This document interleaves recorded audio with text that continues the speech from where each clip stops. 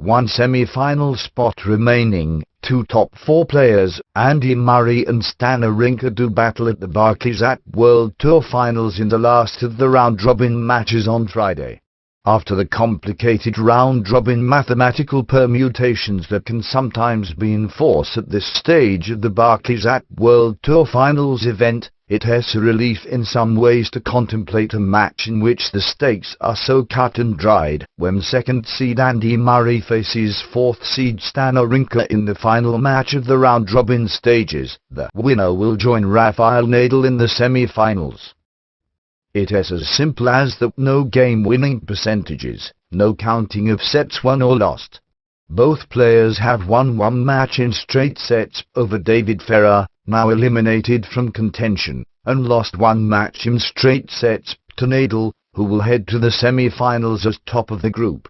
With Roger Federer almost certain to top the other group unless Kei Nishikori does something sensational on Thursday, Murray and Wawrinka also know they're replaying for the chance to face Novak Djokovic, the likely second qualifier from Group Stan Smith after his defeat to Federer on Saturday. Of the two, Wawrinka, a semi-finalist at the O2 on both his previous appearances at the season-ending championships, comes into the match with greater momentum. After starting off his week at the O2 about as badly as possible, with a listless 3-6, 2-6 defeat to Nadal in which his effort levels were frankly questioned and questionable, Wawrinka also made a poor start to his match against Ferrer on Wednesday, but after going 1-4 down, reeled off a number of consecutive games to finish the match very strongly with the 7-5, 6-2 victory. Murray has had rather the opposite trajectory.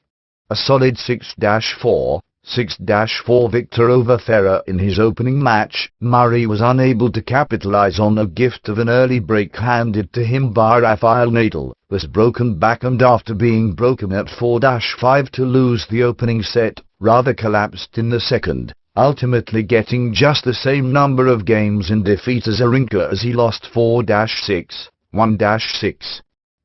Wawrinka was not backwards in coming forwards when given the opportunity to question Murray's focus this week, responding to a question about Murray's likely level of distraction given the forthcoming Davis Cup final. Wawrinka, of course, played both the World Tour Finals and the Davis Cup final for Switzerland in 2014.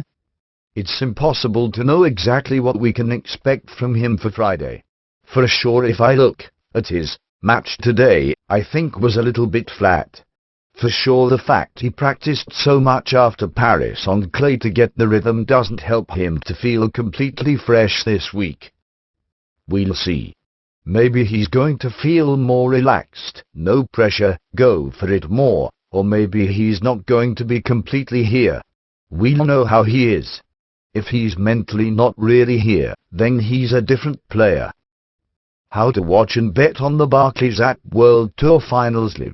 Murray, who was disdainful about the press's attempts to interpret his mid-match haircut, he snipped off a stray hair during a changeover early in the first set against Nadal, as evidence of distraction, preferred to lay the blame for his defeat to the Spanish player at the door of poor serving, an aspect of his game which did not shine against Ferrer either.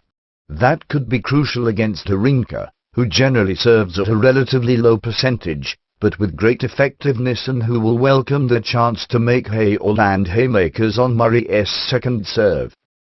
Despite a narrow 8-6 lead in the head-to-head against Wawrinka, Murray has found the Swiss player an extremely difficult opponent in the past, especially recently. Wawrinka, whose mid-career, Magnus Norman-fueled transformation into a top player began in 2013, has won their last two matches, both of which came in 2013, concluding with a straight sets defeat of Murray in the quarter-finals of the US Open. Murray is 6-3 against Wawrinka on hard courts overall, but the fact that they haven't played since Wawrinka became a Grand Slam champion and a superior player to the previous model must be of concern to the British player and his fans.